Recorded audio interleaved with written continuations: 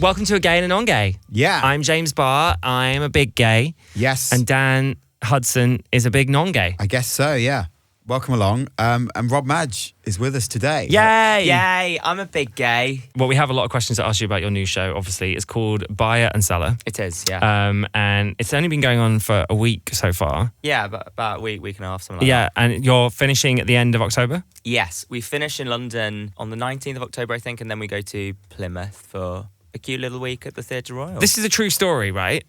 Well, okay, so the play's about 10 years old. It's not my play, haven't written it this time, I'm just acting in it, but it's brilliant. And it first happened about 10 years ago off Broadway with Michael Urie from Ugly Betty, who finds himself working in Barbra Streisand's basement. So that bit isn't true, but the true part of it is Barbra Streisand has converted her cellar into a shopping centre.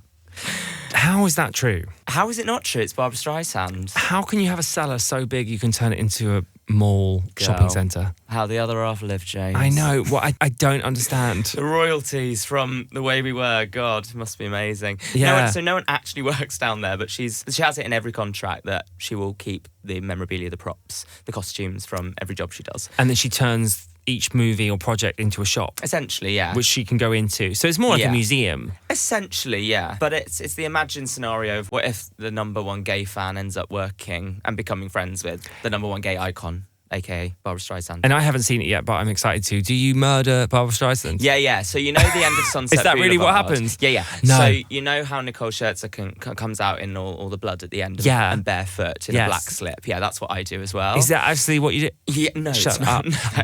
No, I was like, you're very happily talking about spoilers here. No spoilers. Absolutely not. That is amazing, by the way. Safe to say Nicole there is no Scherzing's Sunset murder. Boulevard is so incredible, isn't it? Incredible. It's just opened in New York. I know. I need to go. Did you see the video of her at stage door on Broadway a couple of days ago? No. As soon as the curtain went down, she went straight to stage door, barefoot in the slip, with all the blood running down to do pictures. Excellent. That woman, what an icon. That's so iconic. It is, yeah. This is Nicole Scherzinger, right? This is Nicole Scherzinger. In Sunset Boulevard. Okay. Yeah. My favourite musical. Is Okay. it? Yeah, it is. Wow. Mhm. Yeah, I can. I like every version I've seen. Yeah. Yeah. Yeah, there's many ways you including the can do movie, it. which isn't a musical, although there is a musical movie coming. We hope. What's your pray. favourite musical?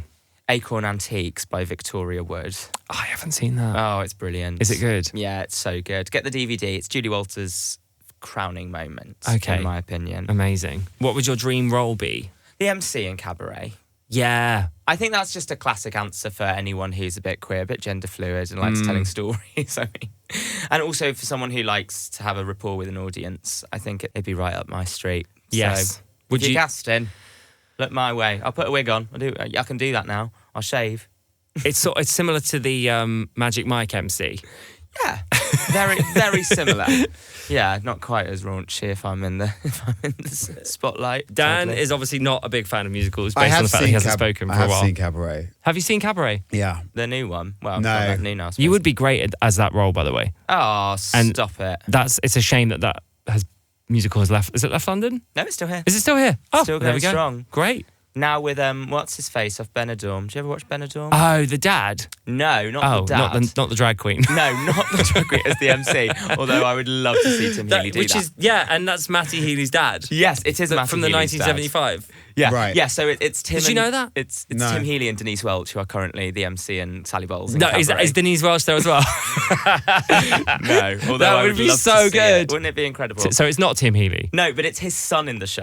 Oh, okay. Liam, I think he was called in the show. Right. Adam Gillen, I think that's his name. I'm sorry if it's. I think it is currently the MC. I must go and see it. So this is Hun culture. Matty Healy Yeah. is the son from the 1975, Yeah, the band, is the son of Denise Welch and Tim Healy, who Healy. plays the drag queen in Benidorm. Yeah. Right. Denise Welch, Who'd have obviously thought? Loose Women. Yeah, no, I knew that first bit. Right. That's quite well established in the Yeah. Of course. in the non-Hun world. Yes, right? because of the Yeah. Taylor Swift vibes. well, just generally they're like a massive band, aren't they? And And Taylor Swift went to Denise Welch's house for lunch. yeah, Which is just like insane when you think about it. Love to be a fly on the wall. Oh my God, what did they talk about? What wouldn't they have talked about? Oh my God. I can't even so imagine. is this bloke famous in his own right? Yeah. Right. You mean Tim? Yeah. The actor? Yeah. I mean, we've really gone off a cliff here because We he's have, not God. in Cabaret, but No. But yeah, no, he's an actor. Right, He played the okay. drag queen in Tim Healy. Benidorm. Okay. You watch Benidorm? No. Okay. Do you mean the show from the 80s? No, it came out in the 2010s. What's the soap set in Australia that's not Neighbours, not Home and Away? Benidorm. It's like But why would No. Benidorm be set in Australia? That's a very good point. I don't know, but it is. But it is. It's But not. it is. I don't make the rules. What soap are you talking about? Oh, I'm gonna have to Google this. Yeah, now. it's gonna annoy An me Australian as well. soap beginning with B. I'm sure it's Australian, but Do you mean Bondi Beach? no. Is that what you're getting confused with? Okay. Benidorm This soap? is very odd. This is very strange. We'll come back. So, in the play that you're starring in, Yeah. you play the super fan of Barbra Streisand. Yeah. Which means you're running the cellar. Essentially. You're basically living in Barbra Streisand's cellar. Yeah, he's a poor out of work actor, and he gets this. He works on Main Street, USA, at Disneyland to spend, raise a bit of cash to pay his rent. So he's a Disney gay. He's a Disney That's gay. a red flag, isn't well, it? I don't know if he is a Disney gay. He wants to be an actor, and he's ended up working there. I mean, he has a line, is this what it's come to? Is this how did it all go wrong? Yeah. And he gets this call from someone who, we need someone with Main Street USA experience. Okay. So it's all very enigmatic and mysterious. And then he finds out who he's working for, and it happens to be Barbra Streisand. How do you feel about Disney gays, just while we're on that? Well, you know what? Are you a Disney gay? No, but you've seen My Sons Are Queer, Of course. You are a Disney gay. No, I'm not anymore, I think you are a Disney gay. I haven't seen a Disney film since The Princess and the Frog in 2009. Which is, by the way, one of the best. I think that's a good way to go out. I mean, that's a lie. I've seen Frozen as well, but who hasn't? Yeah, well. But I don't really keep And up Frozen with it 2? anymore. Frozen 2, yeah, I saw bits of it. Have you seen Inside Out? I've seen the first one. Right. So you're keeping up with it, I think. Yeah, but that was ages When was the ago. last time you went to Disneyland? 3 or 4 years ago. You're a Disney gay. Shut up. Why won't you just admit And you're I a may be Disney booking gay? another trip. Why won't you just say you're a Disney gay? Because you're gonna. Don't you It's a want that slur Disney at Plus this money, point. Rob? Come on. I'm trying to get you a job here. Gladly. Can I ask what a Disney gay is? It's a gay who's really into Disney. Is that it? Yeah. Yeah. Okay. But, I mean, there's gay a little who's, bit more to it. Into mice, Yeah. But there's a little bit more to it than that. I think Right. sometimes I think the concern with a Disney gay, I'm not saying this is you or me, I'm a yeah. Disney gay, I think, is that well, you're it's all coming out now. perhaps I don't know, are you a bit stunted? Is that what it is? Like, a bit weird, maybe? Bit weird. Are you a bit Who weird isn't if you're a bit Disney gay? Right, exactly. Yeah. Yeah. I think we should wear our weirdness with pride. But it probably, It's such okay, a let's slur put it like these this. days. It Why is is a it slur. such a I don't know slur? why it's a slur. Just let people like things. Would you get married at Disney World? No. I guess that's Absolutely the not. real tipping point of whether you're a Disney gay or not. Absolutely not. Definitely not? 100% not. Okay. I don't even want to get married. There was a time in my life I thought I did want to get married at Disney World. Oh, and you're giving me all the I dirty never said anything disparaging about being a Disney gay. I was just trying to get to the bottom of whether you were or not. Maybe I am, deep down. I don't think now I'd want to get married at Disney World. No. Because I'm not sure I want to get married either. No. But also because I think it's a bit embarrassing, isn't it? Why? Well, because it's not your castle and you're pretending it is. But it's no one's castle. Yeah. Not- but you it's a bit Cinderella's castle. Damn it. You yeah, can't, it is it's Cinderella's just a bit castle. embarrassing. I think it's a bit embarrassing. Right. And also, I think it's too much. Like, if I was getting married, I'd want to be somewhere really small with a few select people, not. Isn't that embarrassing, though? What? That no one's going to turn up to your wedding? I hadn't thought of it like that.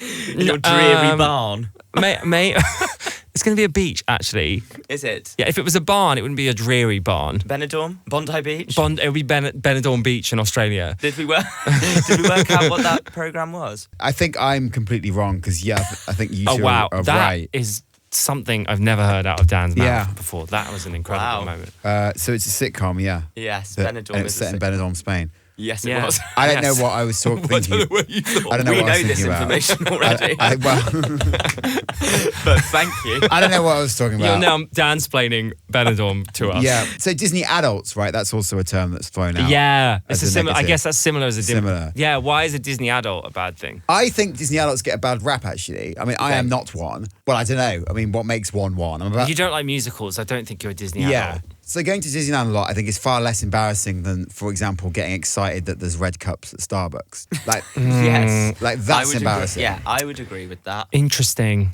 Well, that's a great comparison because You're they're both of both them. big. They both represent corporate America, and I am both of them. You are brilliant. I do like the red cup. I hate the red cups. But I don't like the one with all the designs. I like the classic red cup with just the logo. Do you like a red cup? I'm not sure I do particularly care for a red cup. No. But see, I'm not going to hate on you. Thank you. You like what you like, Thank darling. you very much. And wear your red cup. So your wedding would just be a huge show. You'd have everyone there. It'd be like... I believe you're putting words into my mouth. How many people would you have there? Everyone. I would. You're all invited. Everyone. Really? Yeah. I think it's to overcompensate for when I invited the whole school to my 7th birthday party and 2 people showed up. Oh, no. Oh, God, is that true? Yeah. We were sitting, it was an outdoor park and I was waiting for everyone to come. My parents made a picnic and Fergus and Jacob turned up. That was it. And it was Fergus tragic. Yeah. Bless them, allies. Absolute allies, Fergus and Jacob. That's allyship. I just remember going around the playground giving, you could get those like proper invitations, you probably still can from Tesco. Yeah. And you'd handwrite your invitations out. Yeah. Mm-hmm. I bribed people with, jelly tots as well and no one turned up. No one came. No. So as How a many result, sandwiches did your parents make for that? Gosh, about 5 loaves of Hovis. Oh, no. What a waste. But listen, I had the cake to myself. But yeah, so to get back to your point, my wedding would be packed and then everyone would regret not going to my 7th birthday party because they'll miss out Surely on the you wouldn't invite people from that school, would you? Do you speak to people from the school? I don't actually. No, I don't. not What about primary Fergus? school. Fergus and Jacob, I wish them well. I hope they're doing well in life. I have no idea what they're up to anymore. Such Gwyneth Paltrow, Diana Vickers energy. It is, isn't it? God, saw her last night. She must be in my head. Is it good? I didn't see the show. I saw her at the Stage Awards, bless her, and she was presenting. I need to We had see a the little show. dance. We clashed in Edinburgh, which was a shame. So How did was we. your Edinburgh? You recovered? Yeah, I mean, it was in the middle of a tour, so Edinburgh on its own is, it's hard. In the middle of a tour, I was like, oh my goodness. But we only did the first 2 weeks, so it was nice to be smug when we left early. Yeah. And say, I hope you enjoy the rest Yeah, of and you were... the long Rob month. was very smug about that. I wasn't I? Yeah. Yeah, I just like showing off, what can I say? But then Get that. I went to Manchester after that, so it wasn't over for me. I had to continue. You did. And Manchester, I loved Manchester. Oh my God, it was so good. We're talking about your show, My Sons Are Queer. Oh, yeah. But What Can You Do? Which is just... it's incredible. Oh, thanks, Like, James. thinking about it, it's one of those shows that just stays with you. And I've seen it 3 times. I cried Have twice. you? Yeah, I've seen it 3 times. What happened on the 3rd time? I think I knew what was coming, so Damn it. didn't cry that time. Love Dan, that. have you seen it? Saw it 3 times. I not haven't twice. seen it. You no, haven't seen it? no. Oh my God, you would love it. I think straight people get more out of it, weirdly. I really do want to see it. Normally, I do watch the thing that the person is doing.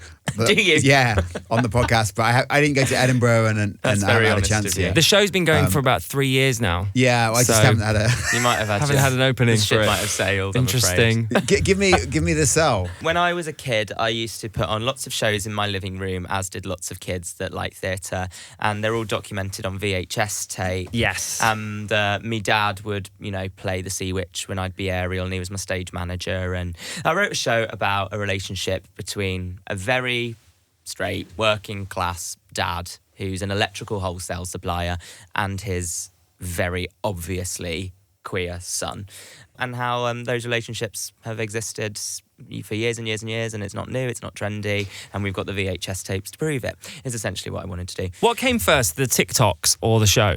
Did you? Because TikToks. yeah, I thought that was the journey of it because you were putting in the pandemic. You were just releasing videos of when you were little. Yeah, because I was living back with my folks. And those videos went hugely viral just because I think, as you say, we've all done that. Yeah, I just think they were just my dad's just an icon. I'm mum. Yeah. They're just great They are amazing. parents, and it's one of those things where you show people if you try and explain it, you can't really, but then you see the video of me nearly giving my grandma a heart attack as I spin her around on a wheelie chair to be like the teacups in Disneyland.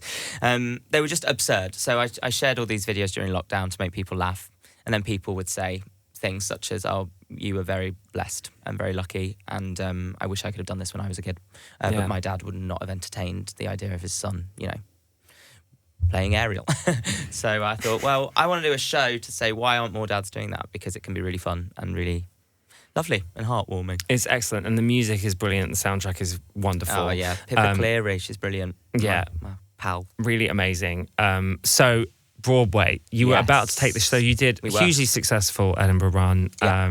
a London West End run, Yeah. and then you announced a Broadway run. We did. I then only really know that it didn't happen. Yeah, me too. So what? What's the story? But I also know you did an incredible clapback in the West End where you performed a show about what happened. And I haven't seen that because you only did 2 nights, I think. Yeah, we did. Well, we did one day, 2 shows on one day. It was just therapy, really. I essentially was going to go, and then 2 weeks before opening on Broadway, I mean, the theatre had the marquee and the title and my face on it for about 3 months, just off Times Square. And then a couple of weeks before, it was, we must pause because there was lots of contributing factors. And they said, we could open, but we would likely close quickly, and that would destroy it. So actually, they said, let's press pause and really work on redefining that narrative and going about it a different way, which is what we're doing now, which is exciting, and been working really, really hard since February on that. So there is more to come, but got to keep my cards close to my chest. But it was hard. It was really brutal. But that's showbiz sometimes, sadly. Well, it is, but you also own that and put that story online. I had no choice, really, because it was so transparently happening. It wasn't as though it was something that was happening behind closed doors. It had been announced. The theatre was ready to go. I was impressed. Advertising it. And so, when it all crumbles down, I became, I am the face of the show, despite the fact there are hundreds of people working on it at this point. So many people, especially in New York. I mean, what takes 2 people in the West End takes about 50 on Broadway for some reason. And I always think they sort of had a privilege to being anonymous. I didn't. So I had to be the one, crying on Instagram about it. But the only way I can get over those kind of things is to make comedy out of it. And it's my coping mechanism. And maybe that says something about me, I don't know. But I think it's how a lot of comedians work. Yeah, I definitely agree. And to be honest, I need something traumatizing to happen to me again because I'm running out of material. You know what I mean? Well, if an hour sat in front of a straight man isn't going to do that for you, I don't know if we can help.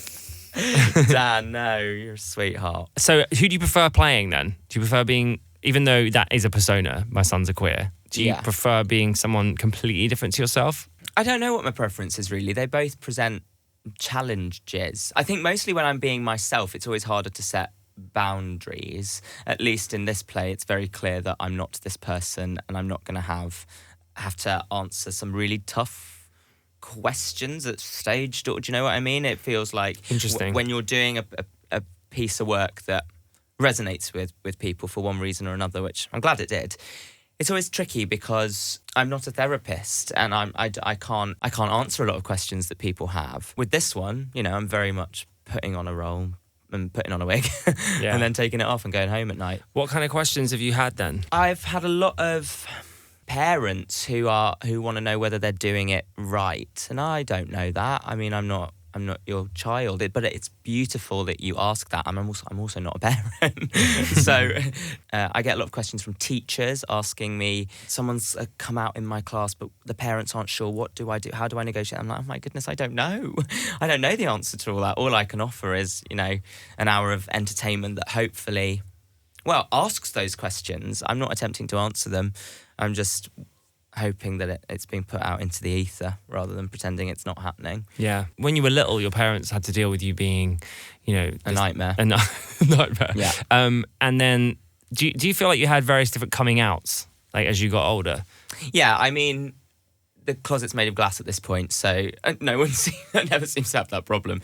But yeah, you always within each new environment, there always comes a point where this is why I'm glad to be so open about it, because I think it negates a lot of those awkward conversations that you have. When I was coming to terms with a lot of things, you're different, then you're gay, then you're queer, then you're non-binary, and you constantly have to reassert pronouns and all of that stuff. That always happens all the time. So yeah, I guess you're always exposing a little bit of yourself and your identity. I know who I am now so clearly, and because I've been very lucky in my support system, both with friends and family, so I have a very firm sense of who I am as a person.